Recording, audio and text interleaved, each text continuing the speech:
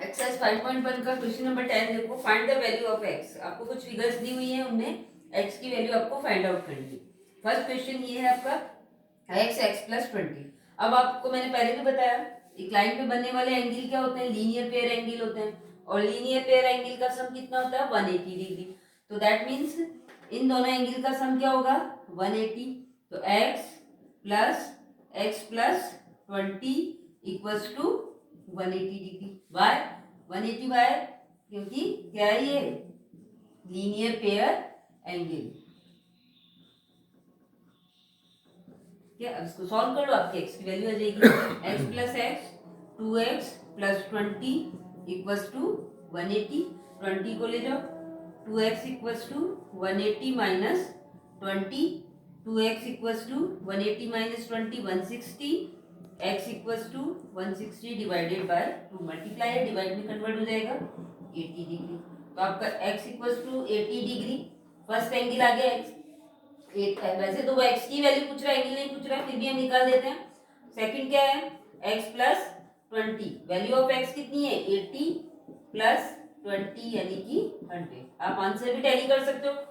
एक एंगल आया आपका 80, एक आया 100, दोनों को प्लस करो 180 आएगा। ठीक है, जो कि करेक्ट है।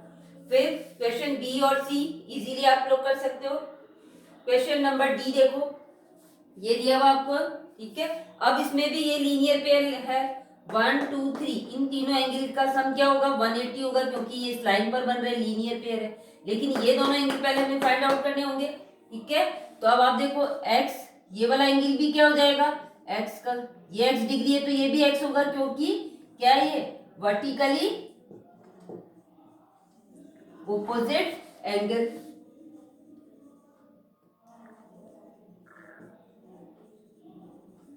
और वर्टिकली ऑपोजिट एंगल इक्वल होते हैं। ये 30 डिग्री है तो ये भी क्या होगा, 30 डिग्री होगा। क्यों, क्योंकि ये वर्टिकली ऑपोजिट एंगल है। अब आप देखो, इन तीनों एंगल, ये लीनियर पेयर हो गए, इस लाइन पे बन रहे ये तीनों एंगल, इन तीनों का सम 180 के इक्वल होगा। That means 30 plus x plus 10 plus x. ये angle 30, second x plus 10 and third one is x equals to 180। 30 plus 10 40 plus x plus x 2x equals to 180। 2x equals to 180 minus 40 यानी x equals to कितना हो गया, 140 divided by 2, कितना हो जाएगा 70 degree. Value of x 70 degree. अब चाहो तो एंगल भी निकाल सकते हो, ये 70 का हो गया, ये 70 प्लस 10 80 हो जाएगा, और ये 30 हो गया। ये आपका आंसर हो गया, ठीक है।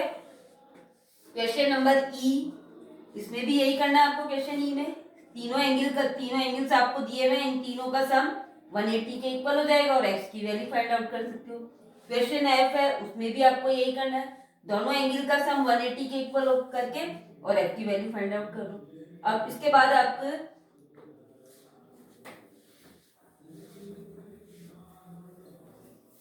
कुछ एंगल्स हैं जो मैं आपको एक्सप्लेन कर देती हूँ, ठीक है। अभी जैसे आपने alternate angle, linear pair angle, adjacent angles, ये एंगल पढ़े। नेक्स्ट आपके आ जाते हैं, अब मान लो टू पैरेलल लाइंस है L एंड M, ठीक है। इनको एक लाइन कट करती है जिसको ट्रांसवर्सल कहते हैं। क्या है ये, ट्रांसवर्सल लाइन है। L पैरेलल टू M और ट्रांसवर्सल, कुछ भी नेम दे दो, P दे दो, ठीक है। तो इस तरह से जो ये एंगल बनते हैं, यहाँ पे एंगल बन रहा है, इन एंगल्स को आपको समझना है। मान लो ये A B C D E F G H, इनके मैंने नेम दे दिए, ठीक है। अब यहाँ पर जो एंगल बनते हैं, वो कुछ एंगल जो होंगे वो करस्पॉन्डिंग एंगल होंगे। फिर एक्सटीरियर एंगल, इंटीरियर एंगल, को इंटीरियर एंगल्स क्या होते हैं, ये सारी चीजें आपको समझनी है। सबसे पहले आपके आते हैं corresponding angle.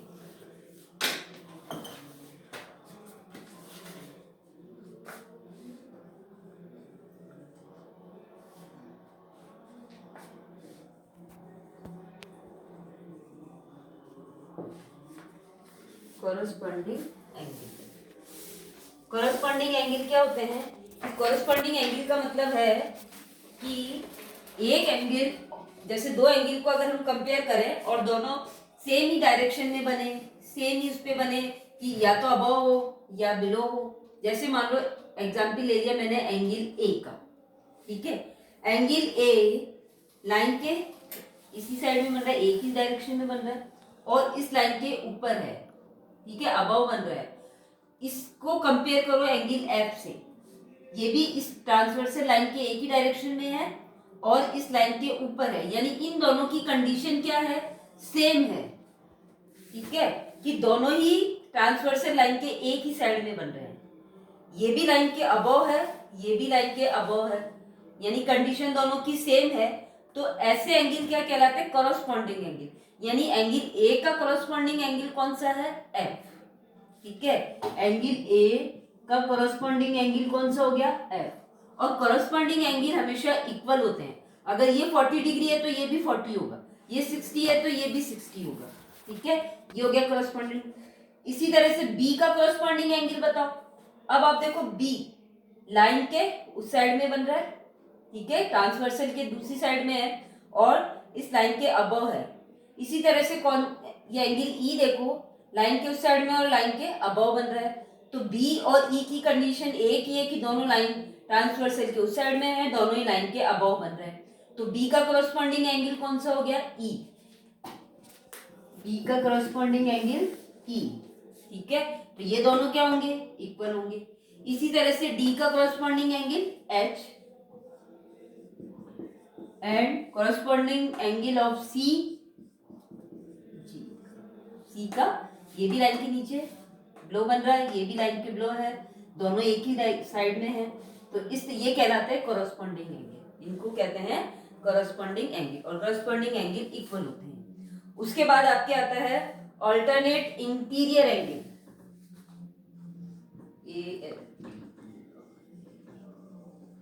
Alternate interior angle.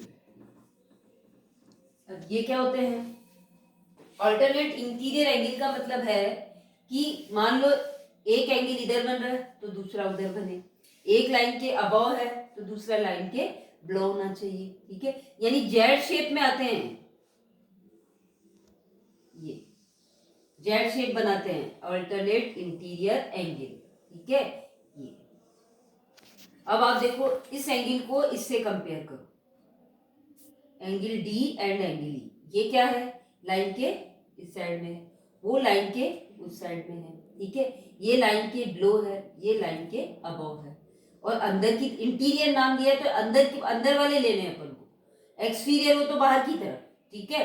Interior मतलब अंदर अंदर, इन दोनों जो पैरेलल लाइंस है इन दोनों के अंदर वाले इंटीरियर एंगल, ठीक है। और अल्टरनेट अभी मैंने बता दिया कि एक इधर है तो दूसरा उधर होना चाहिए, एक ऊपर है तो दूसरा नीचे होना चाहिए, ये अल्टरनेट एंगल होते हैं। तो डी एंड ई, यानी एंगल डी का अल्टरनेट एंगल कौन सा हो गया? Angle E. और अल्टरनेट एंगल भी क्या होते हैं? एक दूसरे के इक्वल होते हैं।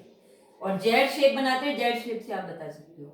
इसी तरह से angle C and angle F, ये भी जेड शेप में बन रहा है, ये जेड शेप आ रहा है आपका, ठीक है। तो alternate angle of C equals to angle F, angle C equals to F. ये क्या है? सारे एंगल ये जो हमने लिए हैं वो अंदर की तरफ बन रहे हैं, दोनों पैरेलल लाइंस के इंटीरियर हैं, इसलिए इनको अल्टरनेट इंटीरियर एंगल नेम दिया हुआ है। इसी तरह से अल्टरनेट एक्सटीरियर एंगल, यानी ये बाहर वाले जो अब कौन कौन से बचे? ए बी और जी एच, सॉरी हाँ, तो ये क्या हो गए? एक्सटीरियर हो गए, यानी अल्टरनेट एक्सटीरियर एंगल।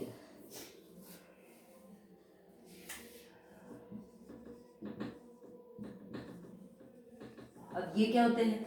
ये वाले तो हमने ले लिए, इसमें भी वही है कि एक इधर बने दूसरा उधर बने, लेकिन बाहर वाले लेने हैं अब अपन को। जैसे ये वाला एंगल है एंगल ए, ठीक है, जेड शेप में आ जाओ।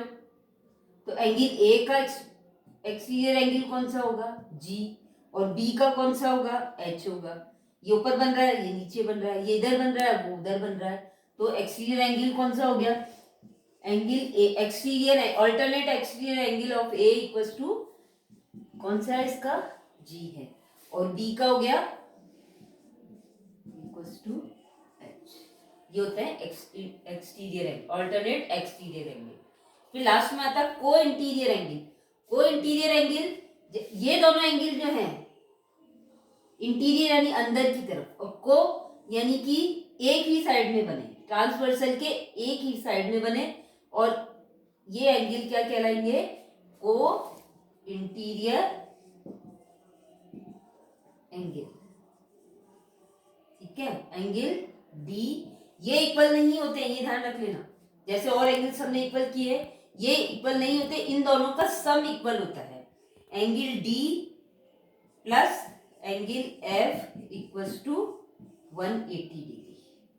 को इंटीरियर एंगल्स का सम 180 डिग्री होता है इक्वल नहीं होते हैं ये ध्यान रख लेना। एंगल डी और एंगल एफ का सम कितना होगा 180 होगा। इसी तरह से angle C plus angle E equals to कितना होगा 180 ये को इंटीरियर एंगल है। ठीक है तो को इंटीरियर एंगल ये सारे आपको एंगल मैंने बता दिए हैं। Corresponding angle alternate interior angle alternate exterior angle को इंटीरियर एंगल। अगर आपको ये अच्छे से समझ में आ गए तो आप आगे के क्वेश्चन इजीली सॉल्व कर सकते हो। नेक्स्ट अब हम आगे स्टार्ट करेंगे।